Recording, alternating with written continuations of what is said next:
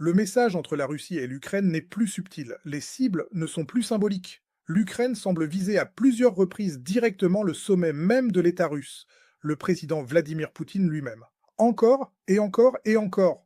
Beaucoup croient maintenant que ce n'est pas une coïncidence. Alors que les pourparlers de trêve traînent en arrière-plan et que les canaux diplomatiques se tendent sous le poids de la guerre, la stratégie de Kiev pourrait se déplacer vers quelque chose de beaucoup plus dangereux.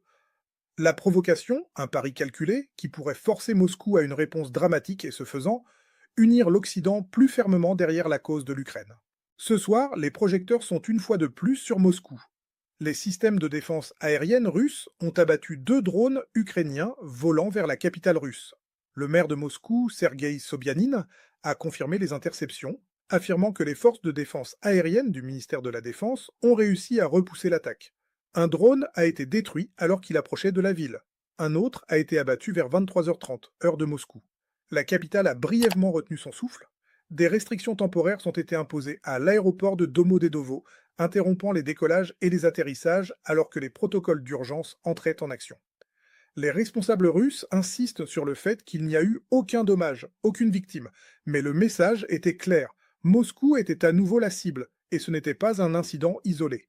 Quelques jours plus tôt, le réveillon du Nouvel An, plusieurs drones ukrainiens à longue portée ont été interceptés alors qu'ils se dirigeaient directement vers la capitale russe à l'un des moments les plus symboliques de l'année.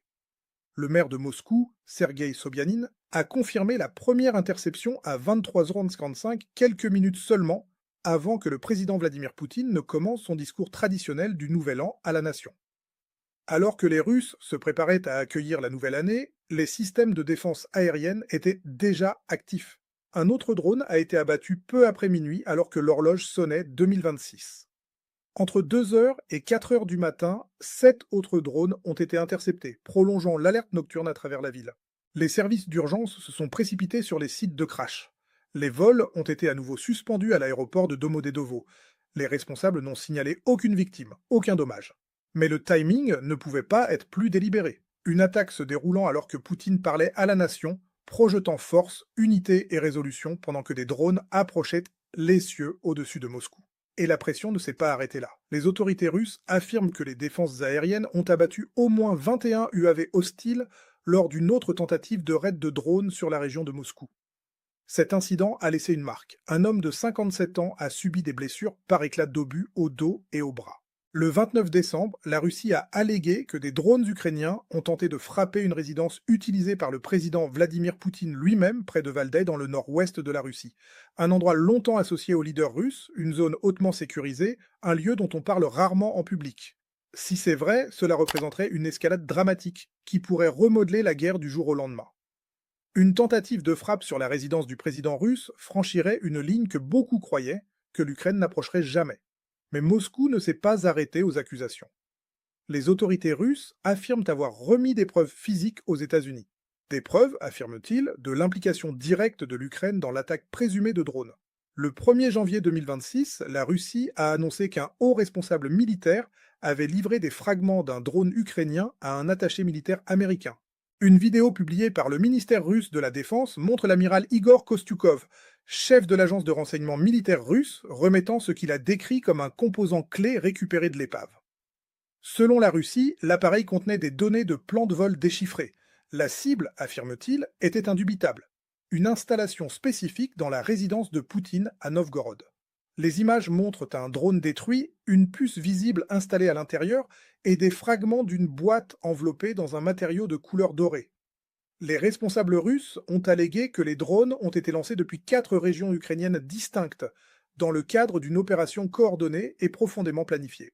C'est un cas rare et unique où nous avons une ogive non explosée remplie d'éléments explosifs puissants pesant 6 kg.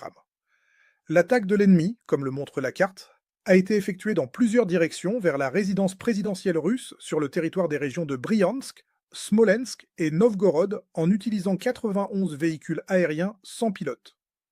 La formation de frappe, le nombre d'armes aériennes utilisées et leurs opérations depuis les directions sud, sud-ouest et ouest visant clairement la zone de la résidence du président russe dans la région de Novgorod confirment clairement que l'attaque terroriste du régime de Kiev était délibérée, minutieusement planifiée et avait une nature approfondie.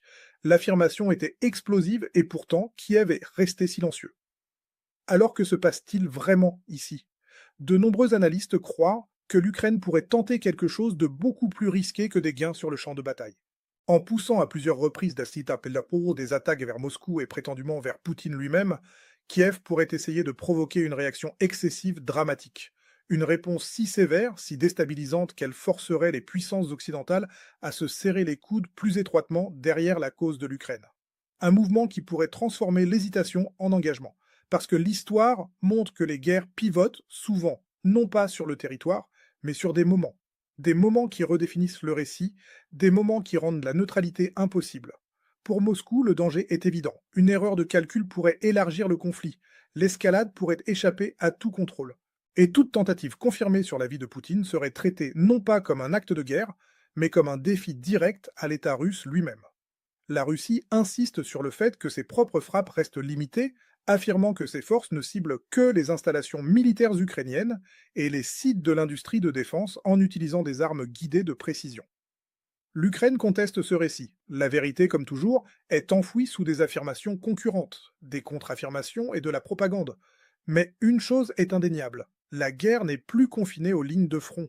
Les cieux au-dessus de Moscou font maintenant partie du champ de bataille. L'hypothèse selon laquelle l'Ukraine pourrait délibérément chercher à provoquer une réaction excessive russe mérite un examen attentif.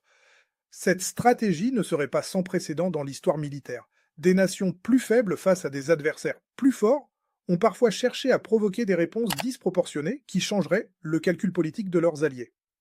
L'objectif serait de créer un moment si dramatique, si choquant, que les puissances occidentales, qui ont jusqu'à présent fourni un soutien mesuré à l'Ukraine, se sentiraient obligées d'intensifier leur engagement. Une frappe massive sur des infrastructures civiles ukrainiennes, en réponse à une attaque présumée sur Poutine par exemple, pourrait galvaniser l'opinion publique occidentale.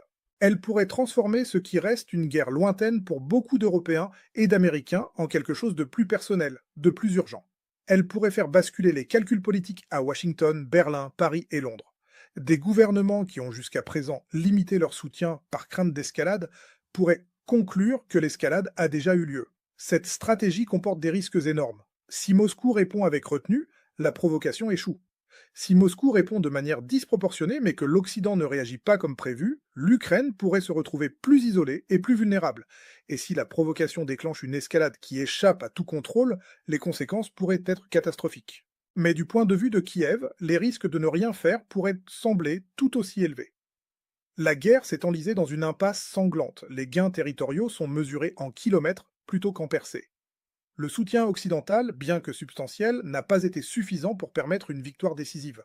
Et le temps pourrait ne pas être du côté de l'Ukraine. L'épuisement de la guerre se fait sentir. Les pertes s'accumulent. L'économie est sous une pression extrême. La population civile a enduré des années de conflit.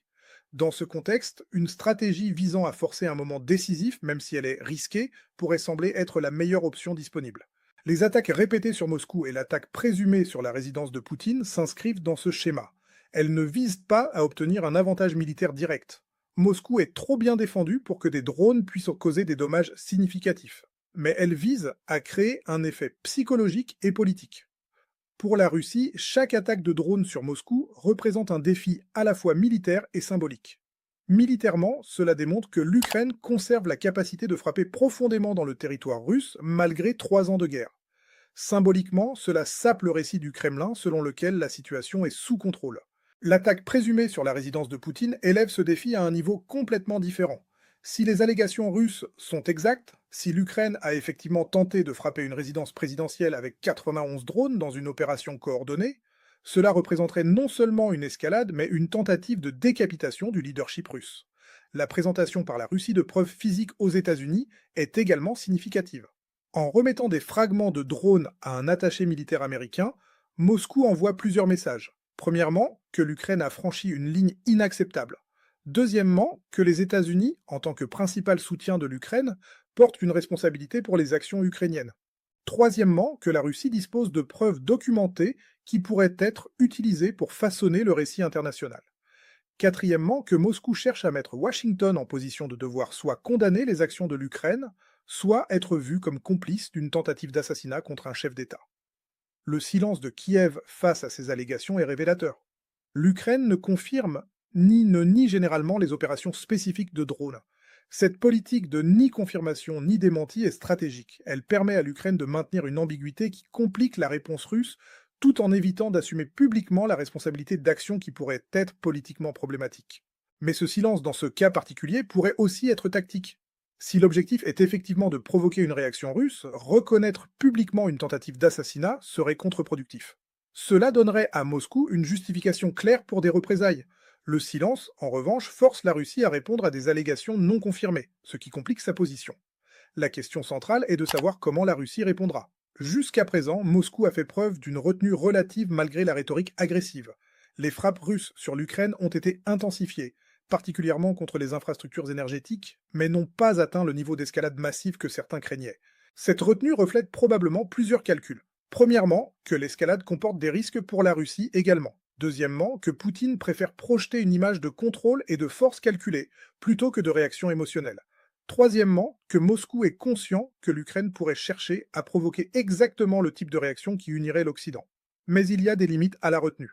Si les attaques continuent, si d'autres tentatives présumées sur la vie de Poutine se produisent, si les défenses aériennes russes ne parviennent pas à intercepter un drone qui cause des victimes significatives à Moscou, la pression pour une réponse plus forte augmentera. La guerre n'est plus seulement une question de territoire.